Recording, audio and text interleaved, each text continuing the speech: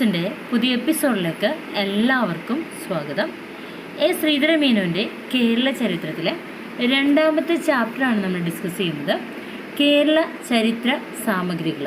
അപ്പോൾ എന്തെല്ലാം സോഴ്സസിലൂടെയാണ് കേരള ചരിത്രം നമുക്ക് അറിയാൻ പറ്റിയതെന്നാണ് ഈ ഒരു ചാപ്റ്ററിൽ നോക്കുന്നത്. ഇന്ന് നമ്മൾ പറയുന്നത് തമിഴ് കൃതികളെക്കുറിച്ചാണ്. പ്രാചീന കേരളത്തിൻ്റെ ചരിത്രത്തെ സംബന്ധിച്ചിടത്തോളം ഏറ്റവും പ്രാധാന്യമർഹിക്കുന്ന രേഖകളിൽ ഒരു വിഭാഗമാണ് തമിഴ് സാഹിത്യകൃതികൾ. പ്രാചീന കേരളത്തിൻ്റെ ചരിത്രത്തെ സംബന്ധിച്ചിടത്തോളം ഏറ്റവും പ്രാധാന്യമർഹിക്കുന്ന രേഖകളിലൊന്നാണ് തമിഴ് സാഹിത്യകൃതികൾ. പ്രാചീന തമിഴ് സാഹിത്യം കേരളത്തെയും കേരളത്തിലെ രാജാക്കന്മാരെയും ജനങ്ങളെയും കുറിച്ചുള്ള പരാമർശങ്ങൾ അടങ്ങിയതാണ്. അപ്പോൾ അത് വ്യവസ്ഥാപിതമായിട്ടുള്ള ഒരു കേരളീയ സമുദായത്തെയും വികസിതമായിട്ടുള്ള ഒരു നാഗരികതയും ഒക്കെ നമുക്ക് കാണിച്ചു തരുന്നതാണ്. അപ്പോൾ തമിഴ് കൃതികൾ എന്തെല്ലാം വിവരങ്ങളാണ്, ഏതെല്ലാം സാഹിത്യ കൃതികളാണ് കേരളത്തെക്കുറിച്ചുള്ള വിവരങ്ങൾ നമുക്ക് നൽകുന്നതെന്ന് നോക്കാം. ക്രിസ്തു വർഷത്തിൻ്റെ ആദ്യത്തെ 5 ശതകങ്ങളിൽ ഉണ്ടായിട്ടുള്ള സംഘകാല കൃതികളാണ് ഇതിൽ ഏറ്റവും പ്രാധാന്യമർഹിക്കുന്നത്. അവയിൽ പലതും കേരളത്തിൽ തന്നെ എഴുതപ്പെട്ടവയാണ്.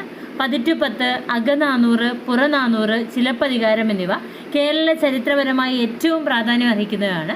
10 പാട്ടുകൾ വീതമുള്ള 10 ഭാഗങ്ങളുടെ സമാഹാരമാണ് പതിറ്റുപത്ത്. എന്നാൽ ഒരു ചേര രാജാവിനെ വാഴ്ത്തിപ്പാടുന്ന 10 കവിതകളാണ് ഒരു ഭാഗം. അങ്ങനെ പതിറ്റുപത്തിലെ 10 കവികൾ 10 ചേര രാജാക്കന്മാരെ പ്രകീർത്തിക്കുന്നുണ്ട്. ശതകങ്ങളിൽ ക്രിസ്തുവർഷത്തിന്റെ ആദ്യത്തെ 5 ശതകങ്ങളിലുണ്ടായ സംഘകാല കൃതികളാണ് കേരളത്തെക്കുറിച്ച് വിവരം നൽകുന്ന തമിഴ് കൃതികളിൽ ഏറ്റവും പ്രധാനപ്പെട്ടവ.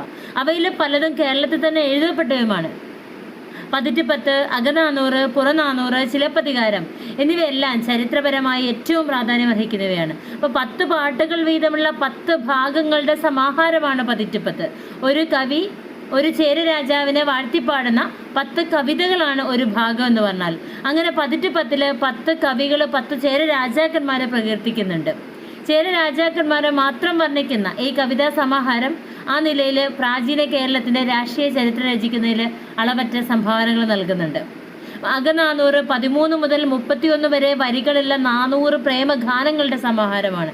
അകനാനൂറ് എന്ന് പറഞ്ഞാൽ 13 മുതൽ 31 വരെ വരികളുള്ള 400 പ്രേമഗാനങ്ങളുടെ സമാഹാരമാണ്. പുറനാനൂറിലും 400 കവിതകളുണ്ട്. പക്ഷേ യുദ്ധം, ഭരണം തുടങ്ങിയ പുറം കാര്യങ്ങളാണ് ഈ പുറനാനൂറിൽ പറയുന്നത്. 4 തൊട്ട് 40 വരെ വരികളാണ് കവിതകളുടെ ദൈർഘ്യം എന്ന് പറഞ്ഞാൽ. അപ്പം ഈ കവിതകൾ പുരാതന കേരളത്തിൻ്റെ ചരിത്രത്തെക്കുറിച്ചുള്ള പല വിവരങ്ങൾ നമുക്ക് നൽകുന്നവയാണ്. സംഘകാല കവികളിൽ പരണര്, കപിലര്, ഔവ്വയാർ എന്നിവരുടെ പേരുകൾ എടുത്തു പറയേണ്ടതാണ്. അപ്പോൾ കേരളത്തിലെ ജീവിതത്തെയും സംസ്കാരത്തെയും അധികരിച്ചുള്ളവയാണ് അവരുടെ കവിതകളിൽ അധികവും. കുറുന്തുക, നട്ടിണ എന്നീ പ്രേമ കവിതാ സമാഹാരങ്ങളിലും പൂർവ്വകാല കേരളത്തിൻ്റെ ചരിത്ര ശകലങ്ങൾ നമുക്ക് കാണാൻ പറ്റും. കുറുന്തുകയിൽ 401 ഗാനങ്ങളുണ്ട്, നറ്റിണയിൽ 400 ഗാനങ്ങളുണ്ട്. അപ്പോൾ പ്രാചീന കേരളത്തിൻ്റെ ചരിത്രത്തിലേക്കും ഭൂമിശാസ്ത്രത്തിലേക്കും വെളിച്ചം വീശുന്ന ഒരു സമ്പൂർണ്ണ കാവ്യമാണ് ഇളങ്കോ അടികളുടെ ചിലപ്പതികാരം. ഈ മഹാകാവ്യത്തില് ചെങ്കുട്ടുവൻ എന്ന രാജാവിൻ്റെ അനുജനാണ് ഇളങ്കോ അടികൾ എന്ന് വിശ്വസിക്കപ്പെടുന്നുണ്ട്. അകനാനൂറ് എന്ന കൃതിയിൽ 13 മുതൽ 31 വരെ വരികളുള്ള 400 പ്രേമഗാനങ്ങളുടെ സമാഹാരമാണ്. പുറനാനൂറ് 400 കവിതകളുണ്ട്. അത് പക്ഷേ യുദ്ധവും ഭരണവും തുടങ്ങിയ പുറം കാര്യങ്ങളെക്കുറിച്ച് പ്രതിപാദിക്കുന്നതാണ്. 4 തൊട്ട് 40 വരെ വരികളാണ് ഈ കവിതകളുടെ ദൈർഘ്യം എന്ന് പറഞ്ഞാൽ. അപ്പോൾ ഈ കവിതകൾ പുരാതന കേരളത്തിൻ്റെ ചരിത്രത്തെക്കുറിച്ചുള്ള പല വിവരങ്ങളും നമുക്ക് നൽകുന്നവയാണ്. സംഘകാല കവികളിൽ പരണര്, കപിലര്, ഔവ്വയാർ എന്നിവരുടെ പേരുകൾ എടുത്തു പറയേണ്ടവയാണ്. അപ്പോൾ കേരളത്തിലെ ജീവിതത്തെയും സംസ്കാരത്തെയും അധികരിച്ചുള്ളവയാണ് അവരുടെ കവിതകളിൽ അധികവും. കുറുന്തുകയും നറ്റിണ എന്നീ പ്രേമ കവിതാ സമാഹാരങ്ങളിലും പൂർവ്വകാല കേരളത്തിൻ്റെ ചരിത്ര ശകലങ്ങൾ നമുക്ക് കാണാൻ പറ്റും. കുറുന്തുകയിൽ 401 ഗാനങ്ങളുണ്ട്, നറ്റിണയിൽ 400 ഗാനങ്ങളുണ്ട്. പ്രാചീന കേരളത്തിൻ്റെ ചരിത്രത്തിലേക്ക് ഭൂമിശാസ്ത്രത്തിലേക്കും വെളിച്ചം വീശുന്ന ഒരു സമ്പൂർണ്ണ കാവ്യമാണ് ഇളങ്കോ അടികളുടെ ചിലപ്പതികാരം എന്ന് പറഞ്ഞാൽ. ഈ മഹാകാവ്യത്തില് ചെങ്കുട്ടുവൻ എന്ന ചേര രാജാവിന്റെ അനുജനാണ് ഇളങ്കോ അടികൾ എന്ന് നമ്മൾ വിശ്വസിക്കപ്പെടുന്നു. സംഘകാലത്തിന് ശേഷമുണ്ടായ ചില കൃതികളിലും ചേര ചരിത്രാംശങ്ങൾ നമുക്ക് കാണാൻ പറ്റും. AD 800-നടുത്തുണ്ടായിട്ടുള്ള 900 ചേര രാജാക്കന്മാരോടും അവരുടെ രാജധാനിയായ വഞ്ചിയെയും പരാമർശിക്കുന്നുണ്ട്. ശൈവനായ നാരന്മാരുടെയും വൈഷ്ണവ ആഴ്വാന്മാരുടെയും ഗാനങ്ങൾ കേരളത്തിലെ ക്ഷേത്രങ്ങളെ ഭക്തിപൂർവ്വം സ്മരിക്കുന്നുണ്ട്. വൈഷ്ണവ സിദ്ധനും 2ാം ചേര രാജ്യത്തിന്റെ സ്ഥാപകനുമായ കുലശേഖര ആഴ്വാര് AD 9ാം ശതകത്തിന്റെ ആദ്യത്തിൽ കുലശേഖര ആഴ്വാരുടെ ചില ചരിത്ര വസ്തുക്കൾ നമുക്ക് എടുത്തു കാണിച്ചു തരുന്നുണ്ട്. ഇത് രചിച്ചത് AD 9ാം ശതകത്തിന്റെ ആദ്യത്തിലാണ്. AD 9-ാം ശതകത്തിന്റെ അവസാന കാലത്ത് ജീവിച്ചിരുന്ന മറ്റൊരു വൈഷ്ണവ സിദ്ധനായിരുന്നു നമ്മാഴ്വര്, അഥവാ അദ്ദേഹത്തെ ഷഡഗോപൻ എന്ന പേരിൽ അറിയപ്പെടുന്നത്. തിരുവനന്തപുരത്തെ ശ്രീ പത്മനാഭ ക്ഷേത്രം ഉൾപ്പെടെ കേരളത്തിലെ ഒട്ടേറെ വൈഷ്ണവ ക്ഷേത്രങ്ങളെ വാഴ്ത്തിക്കൊണ്ട് എഴുതിയിട്ടുണ്ട്. അപ്പോൾ അദ്ദേഹത്തിന്റെ തിരുവായ്മൊഴി ഏറ്റവും പ്രധാനപ്പെട്ടവയാണ്. ചേക്കിഴാരുടെ പെരിയ പുരാണം എന്ന കൃതിയിൽ ചേര രാജാക്കന്മാരിൽ ഒരാളായ ചേരമാൻ പെരുമാളിന്റെ ജീവിത കഥയാണ് പറയുന്നത്. അപ്പോൾ അദ്ദേഹത്തിന്റെ ഈ ഒരു പെരിയ പുരാണം എന്ന കൃതി AD 12-ാം ശതകത്തിലാണ് എഴുതിയിട്ടുള്ളത്. അപ്പോൾ ഈ കൃതി ചേര രാജധാനിയായ തിരുവഞ്ചിക്കുളത്തെയും ചേരമാൻ പെരുമാൾ നായനാരും സുന്ദരമൂർത്തി നായനാരും ഒന്നിച്ചു നടത്തിയ തീർത്ഥയാത്രയെയും പറയുന്നുണ്ട്. അപ്പോൾ 12-ാം ശതകത്തിൽ ജീവിച്ചിരുന്ന ഒട്ടക്കൂത്തൻ തൻ്റെ തക്കിയാക ഭരണിയിൽ ചേര രാജധാനി വഞ്ചിയിൽ നിന്നും മൂകോദയിലേക്ക് മാറ്റിയതിനെ കുറിച്ച് പറയുന്നുണ്ട്. അപ്പോൾ 1-ാം ചേര സാമ്രാജ്യത്തിൻ്റെ രാജധാനിയായിരുന്ന വഞ്ചിമുത്തു തമിഴ്നാട്ടിലായിരുന്നില്ല എന്ന് മനസ്സിലാക്കാൻ ഇത് ഏറെ സഹായകമാണ്.